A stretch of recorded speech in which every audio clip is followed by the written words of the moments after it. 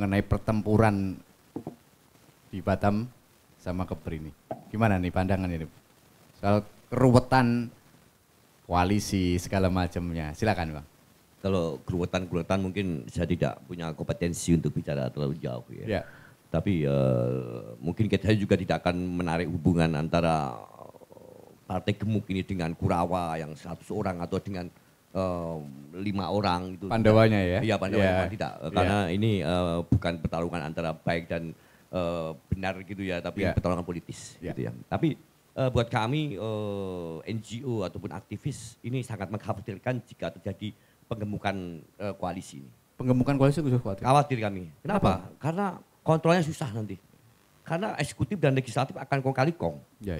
Nah disitulah butuh peran sekali dari akademisi, dari aktivis ya untuk memberikan pengawasan ya.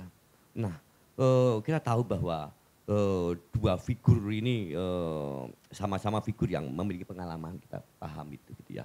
Tapi kembali lagi bahwa Akar Bumi Indonesia akan membuka pandangan bahwa yang dimauin anak generasi muda sekarang itu adalah yang pro lingkungan. Ya. Ya kita makanya ini menjadi bekal buat para tim pemenang ya, bagaimana mengangkat isu lingkungan ini menjadi senjata yang nanti harus dipertanggungjawabkan dan kami akan kontrol itu gitu ya. Bagaimana yang 5 ini meyakinkan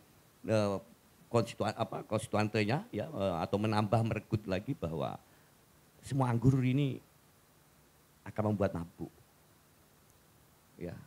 Isa lebur dalam cintanya pada Tuhan, keledainya mabuk air gandum.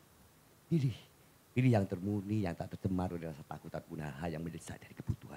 Nah, ini banyak orang yang butuh. Ya, jangan sampai masyarakat ini kemudian karena kebutuhannya yang mepet hingga dimaksimalkan itu. Maka kita pengen sekali bersama praktisi ini adalah mencerdaskan kehidupan bangsa, sehingga apa, kita memiliki pengetahuan memilih mana yang lebih baik. Ya, tapi tadi saya sampaikan bahwa kalau untuk pemilihan Kepri 1 antara Pak Ansar dan Pak Rudi, mereka sama-sama memiliki track record kejahatan di dalam dosa lah, saya bilang, bukan kejahatan, dosa dalam artian teologi ya, dosa terhadap lingkungan. Ya, kalau mau diurai ya mungkin kewenangan provinsi mengeluarkan izin tambang, kewenangan kemudian wali kota dengan Pak Batam mungkin dengan maraknya kasus-kasus kerusakan. Seperti saya sampaikan Bapak kemarin 28 case kerusakan lingkungan selama 4 tahun. Ya, Akar Bumi lakukan dan kemarin di Teluk Tering itu kami sudah bersama dengan tim PSLH yaitu penyelesaian sengketa lingkungan itu sudah menurunkan tim ahlinya ya untuk melihat pencemaran, kerusakan, dugaan kerugian dari negara ataupun lingkungan atau masyarakat.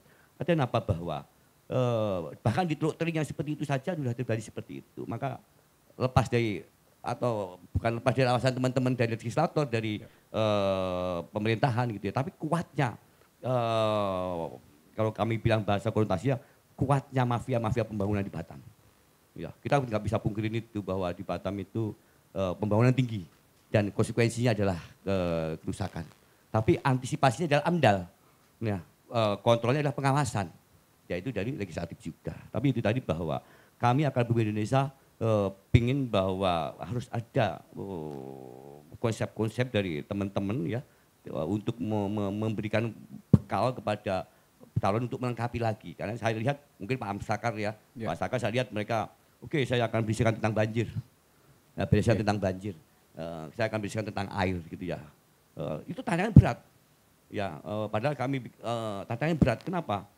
Sanggup nggak kita mensterilkan waduk-waduk atau bendungan-bendungan itu dari okupasi masyarakat? Ya, itu jadi satu program utama juga soal air. Yang notabene itu ada kantong juga. Ya, kampung-kampung kemudian maaf ruli-ruli yang menghasilkan sampah banyak dan itu menjadi kantong juga. Ya, itu juga menjadi PR ya, bagaimana merelokasinya mereka nanti. Jadi Batam ini kondisinya adalah daya dukung dan daya tampungnya rendah. Jadi mari sama-sama ya kita awasi betul ya. Makanya pesan kami bahwa harus tetap ada yang kontrol. Ya, dengan kemungkinan. Penegasan seperti apa untuk kepala daerah, baik itu Kepri, terutama Kepri dan mungkin kabupaten lain yang berkaitan dengan isu lingkungan yang harus dilakukan oleh sosok kepala daerah terpilih nanti? Tetap bahwa pembangunan yang berkelanjutan dan berkeadilan sosial. Ya. Kenapa? Karena mungkin banyak orang dengan kenapa penting sekali keadilan lingkungan ini ya dan keadilan sosial ini karena kondisi bumi saat ini yang panas ya membuat bumi karena Antartika meleleh dan sebagainya, permukaan air laut naik, ada sea level rise, ada penurunan daratan. Nah, ini efeknya apa ketika permukaan panas gitu ya? Mungkin orang-orang mampu mereka di rumahnya AC.